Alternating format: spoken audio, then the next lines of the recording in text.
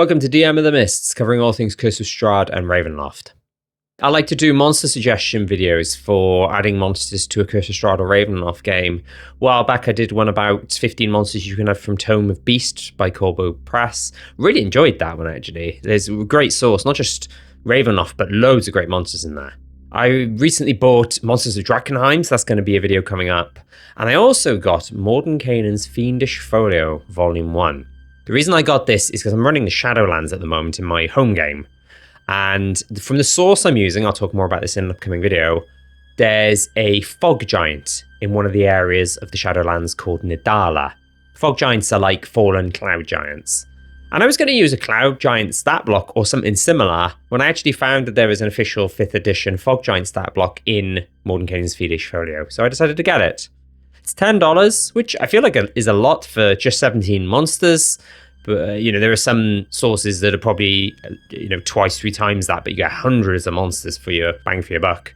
But hey, the proceeds go to a good cause. It goes to a charity in Seattle, so I feel like it's a good thing to buy. So in this video, out of the 17 monsters, I'm going to talk about 7 of them, talking about what they're like, their stat blocks, and saying which domains of dread they work well in. We'll go through them A to Z, plus there's a few honorable mentions at the end. Number 1, Assassin Bug. This is challenge rating 3, and I'm going to start this one off with a trigger warning for grossness regarding maggots.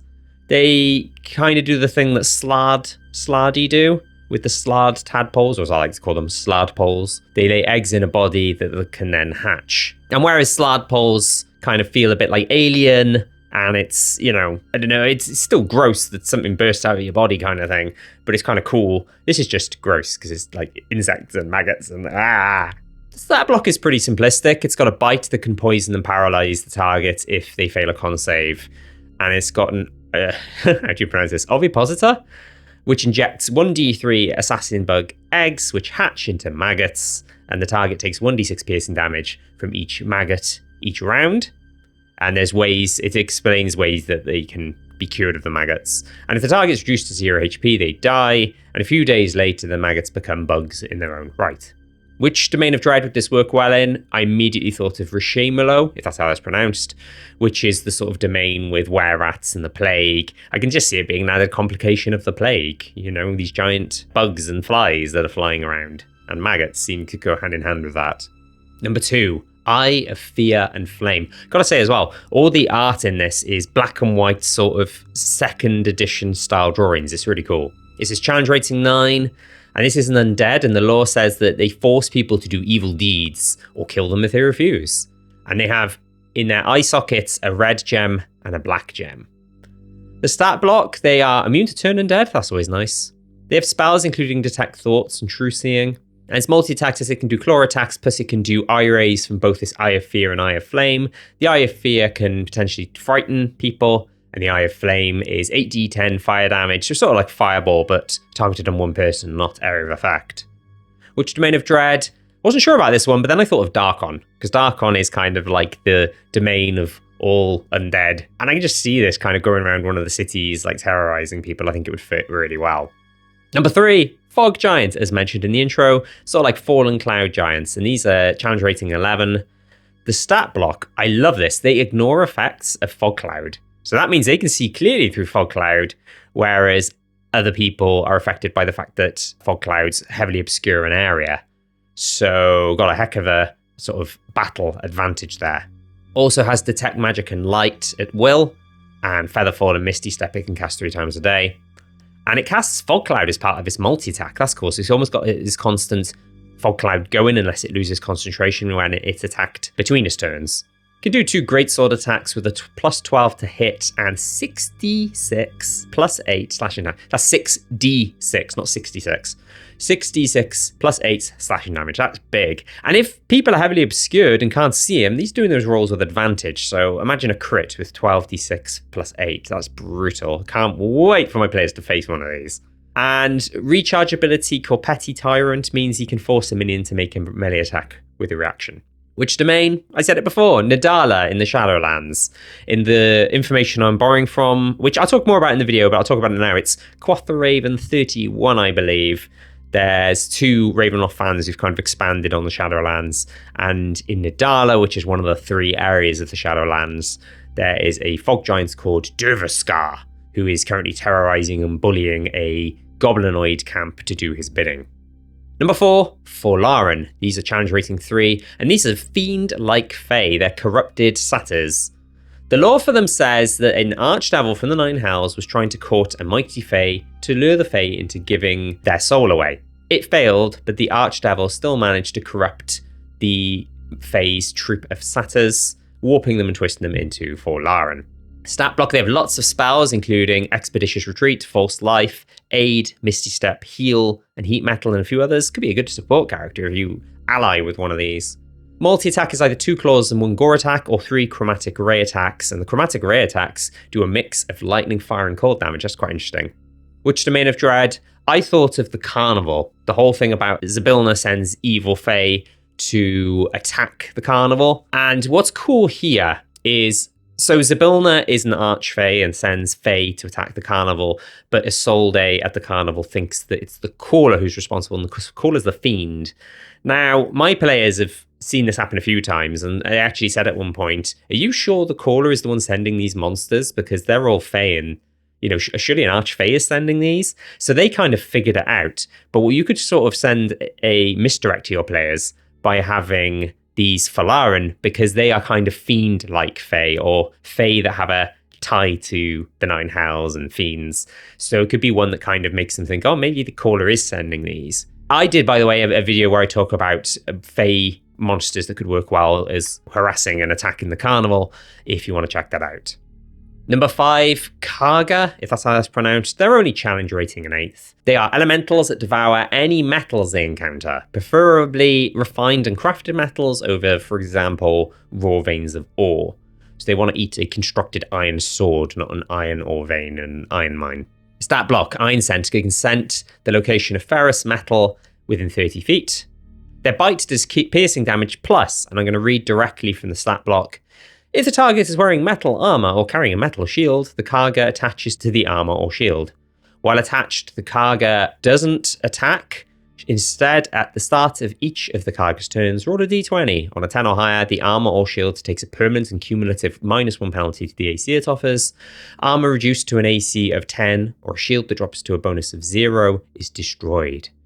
This is kind of similar to Grey Ooze and Black Pudding from the Monster Manual that do a similar sort of thing. However, what's interesting here is the Grey Ooze and the Black Pudding specifies it's non-magical weapons and armor. This doesn't. Does that mean magical weapons and armor can similarly be eroded and destroyed? It could be. It's quite interesting. Is it a design oversight and they forgot to mention that? Or is it intentional and these are therefore scarier than Grey Ooze and Black Pudding because they can destroy magical stuff? I guess it's a DM's discretion type thing for sure, but I think it can be interpreted both ways. Earth phasing. Until the end of its next turn, the Khargra can fly through non-magical earth and stone. What? Can fly through it? That's cool. While doing so, it doesn't disturb the material it moves through and takes force damage if it ends in it. And the ability ends if they stop inside the thing. Opportunistic hunger reaction. If hit with a metal weapon within 5 feet of it, it can make a bite attack. That's kind of cool. I flavoured that as someone's trying to stab it with a sword and it tries to bite the sword as they're trying to be stabbed. I mean, the way I picture that, that's quite funny. Which Domain of Dread? I'm choosing Haslan, which might seem like an odd choice, but the reason I'm choosing this is because if you saw my How I Ran Haslan Part 1 video, one of the settlements has mines, and I had Zorn in the mines eating the gemstones. There's quite a few monsters in D&D that can eat gold or metal or gemstones, that kind of thing. And these could be a good alternative for a lower level party because they're a lower challenge rating. I believe Zorn are quite a high challenge rating in comparison. So you could just have a small group of these instead. If not a mine in Haslan, because they go for metal that's already made into something like swords and armor, weapon reserve places. So I'm actually thinking Folkovnia could be a good shout as well. They've got these weapon piles ready to fight the zombies, but one of these has been attacked by these Khargra who are trying to eat all of it. Could be a good sort of mini quest before a zombie siege. Number 6, Needle Spawn and Needle Lord. These are challenge rating 1/2 and 3, respectively. These are plant creatures with Fey origins. So the stat blocks, they've got an interesting alternative to multi-attack, where it says they can do up to 1d6 needle attacks. So you roll a d6 to see how many attacks they have. But they can't attack the same target more than twice.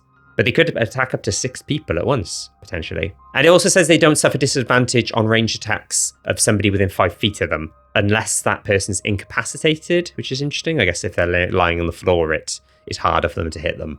And the Needle Lord also has similar sort of stuff, but it also has Needle Defense. Each time a creature makes a melee attack against it, they take 2 piercing damage. And a creature can choose to make an attack with disadvantage to avoid that damage. So I like that. I flavor that as, you feel more careful with your attack, you won't get hit by the 2 piercing damage, but you've got more chance of missing because you're trying to be careful how you attack them.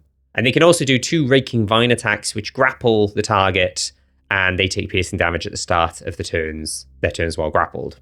Witch Domain, this time I thought of Tempest. I wasn't sure at first, but Tempest info does say that any kind of Fey creature might dwell in the domain. And these are, as I said earlier, plant creatures with Fey origins, and it's a very heavily forested domain. And lastly, number 7, Norker and Norker War Leader. These are cute little dudes, and they are half a challenge rating and a 3 challenge rating, respectively. They are goblinoids who are described as being extra cruel, extra chaotic, and stronger skinned. So they got a higher armor class as well. Stat blocks. The regular ones can do 1 mace and 1 bite attack. They also have a defensive rebuke reaction. If someone hurts it with a melee attack, it hurts them back for 4 piercing damage, and there's no hit roll required. The damage just happens. And the War Leader variant, it's a great axe instead of a mace. They have an ability called Fight On You Slugs, where they can get 3 allied goblinoids to use reactions to each do a single melee attack. And their version of defensive rebuke can do 6 piercing damage instead of 4. Witch Domain, I thought of Forlorn. And I thought this could be a good potential stat block for the goblins. Goblins with a Y. If you know your Forlorn lore, there's kind of magically created goblins that are different to regular goblins that are pretty nasty. And the fact that they're extra cruel, extra chaotic, and thicker skinned, stronger, made me think that they could work well for that. That's the 7 I would choose. Some honorable mentions. There's quite a few Underdark themed monsters out of the 10 I didn't mention. So you could consider Blurtspur for those, or Mount Arak in Tempest could be an option as well. And there's a fair few Fey as well, so more potential ones for the attacks on the Carnival against Isolde, or Tempest with its potential Fey monsters. And lastly, I don't know how this would work in Ravenloft, but there is a challenge rating 23 boss type monster called Urgol, if I pronounced that right, Urgol, Lord of Entropy, who is a Slardy Lord and is or was the ruler of Limbo, and apparently the second ever Slard to exist. Like I said, I'm not sure how it would work, but the artwork is so cool. I think it's an earlier edition artwork. There isn't anything included in the 5th edition version. And, you might be able to repurpose the stat block for something else, maybe a Dark Lord stat block. And that's it for this one. Let me know what you think. Let me know if you've used any of these monsters. Let me know if you have any suggestions of what domains of dread they could work in instead of the ones I mentioned, or if you've used some of the other monsters I haven't talked about. So coming up, we'll have monsters from Monsters of Drakkenheim. There's quite a few that I think can be used because it's a very sort of horror-focused setting or campaign as Drakkenheim. And my players in my home game are squaring off against Morgoroth, the Necromancer, who is the Dark Lord of Avonlea, which is one part of the Shadowlands. So I imagine next session he's going to be defeated, and they'll finish up in Avonlea. And so I'll do my first Shadowlands video of how I ran the Shadowlands Part 1, Avonlea, and talk about how that went. Thanks very much.